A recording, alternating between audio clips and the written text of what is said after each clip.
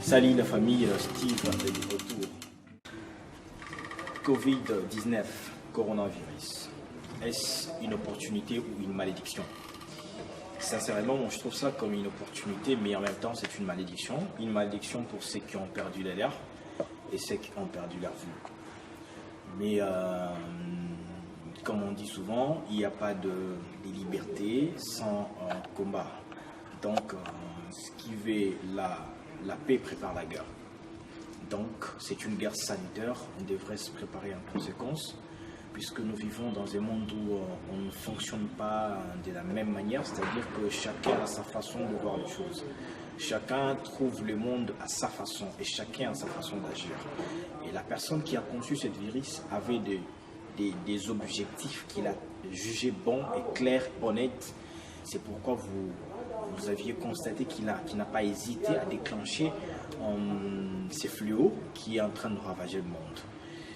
Mais surtout, dans le monde de business, c'est quelque chose qui a paralysé complètement le monde des affaires aujourd'hui, dans le monde entier.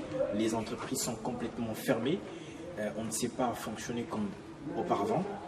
Mais ce n'est pas une bonne raison pour nous de baisser le bras, parce qu'on doit continuer d'avancer, on doit bosser, c'est une maladie. On dit chez nous en Afrique que la maladie, quand elle vient, elle vient en vitesse, mais elle part en ralenti. Voilà, c'est une palabre africaine et je pense que c'est la meilleure des choses, c'est de profiter de ces moments, de se rendre plus productifs. Surtout nous les Africains, nous devons être productifs, nous devons travailler dur. La Chine aujourd'hui qui a connu en première position les douleurs, n'est-ce pas, les atrocités de cette pandémie, il a fait de ces moments une opportunité.